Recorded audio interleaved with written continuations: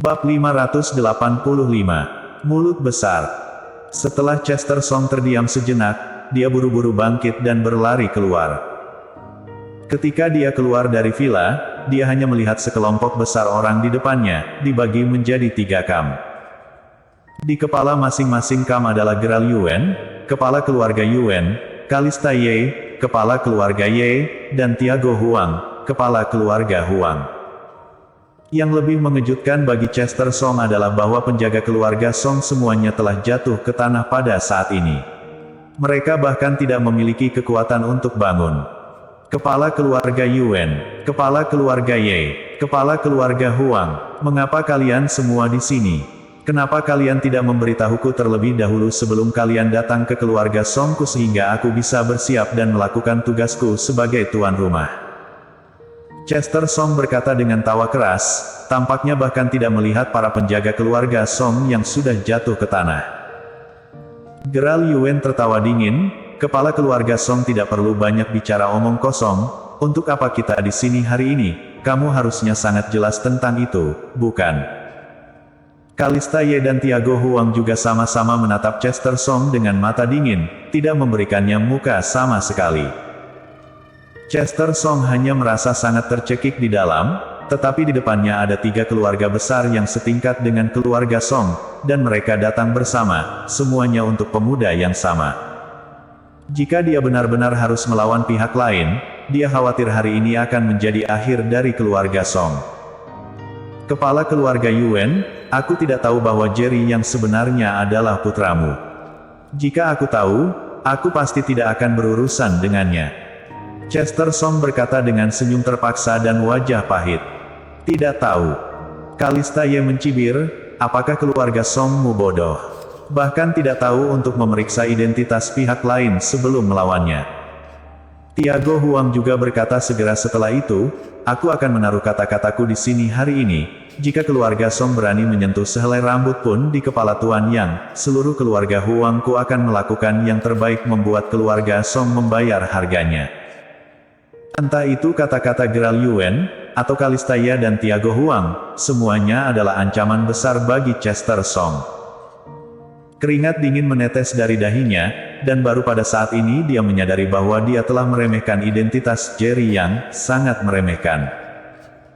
Dia hanya tahu bahwa Jerry yang adalah anak buangan dari keluarga Yuen, tetapi dia tidak tahu bahwa Jerry yang adalah putra Geral Yuen, apalagi Jerry yang adalah menantu Kalista Ye. Selain itu, mendengarkan nada bicara Tiago Huang, dia benar-benar memanggil Jerry yang sebagai Tuan Yang, menempatkannya di posisi di atasnya, yang membuat Chester Song semakin bingung.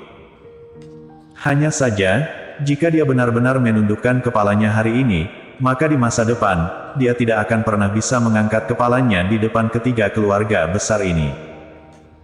Bagaimanapun, cucunya telah meninggal di tangan Jerry Yang, dan Hao Song dipaksa untuk keluar dari Gold Club di depan umum karena ancaman Jerry yang seperti menamparkan wajah keluarga Song.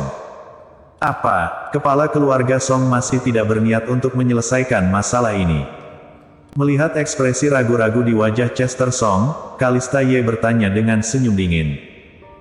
Chester Song melirik Kalista Ye, lalu tatapannya tertuju pada Geral Yuen. Dia berkata dengan suara yang dalam, kepala keluarga Yuen, aku benar-benar tidak mengerti, Jerry yang hanyalah anak buangan dari keluarga Yuen. Karena dia telah ditinggalkan, mengapa kamu masih ingin mencampuri urusannya? Geral Yuen mengerutkan kening dan berkata dengan suara dingin, ini adalah masalah internal keluarga Yuenku, apa hubungannya denganmu? Chester Song tersenyum sinis dan menatap Kalista Ye lagi dan bertanya, sejauh yang aku tahu, kepala keluarga Ye tidak memiliki anak perempuan, jadi bagaimana Jerry yang menjadi menantumu? Apakah ini giliran kepala keluarga Song untuk mencampuri urusan pribadi aku, Kalista Ye? Kalista Ye juga bertanya dengan senyum dingin. Wajah Chester Song agak jelek, dia memberikan wajah kepada Geral Yuen karena meskipun Geral Yuen masih muda, dia sudah menjadi terkenal sejak lama dan telah lama mewarisi kepemimpinan keluarga. Tapi Kalista Ye, menurut pendapatnya, hanyalah seorang junior dan seorang perempuan, dan tidak perlu ditakuti. Bahkan jika dia kesal di dalam, tidak baik baginya untuk meledak. Bagaimana dengan kepala keluarga Huang? Mengapa kamu datang ke keluarga Songku? Chester Song menatap Tiago Huang lagi. Tiago Huang memandang Chester Song seolah-olah dia sedang melihat orang bodoh dan berkata dengan dingin, "Izinkan aku menasihatimu, lebih baik tidak mengajukan terlalu banyak pertanyaan. Tuan yang bukanlah keberadaan yang dapat disinggung oleh keluarga Songmu." Chester Song langsung terdiam, menilai dari reaksi ketiga orang ini, dia sudah tahu bahwa tidak ada harapan sama sekali untuk membalas dendam pada Jerry Yang lagi. Selama dia berani menyentuh Jerry Yang, 3 keluarga besar di depannya akan bergabung dan berani menghadapi keluarga Song. "Baiklah, aku akan berkompromi." Setelah hening beberapa saat, Chester Song tiba-tiba berbicara. "Ayah." Hanya ketika dia mengucapkan kata-kata ini, raungan tidak terima terdengar, "Anak itu, dia membunuh anakku, cucumu. Bagaimana kamu bisa berkompromi?" Orang yang berbicara adalah putra bungsu Chester Song, Karan Song, dan ayah dari Hage Song, yang telah dibunuh oleh Jerry Yang. "Diam!" Chester Song berkata dengan marah.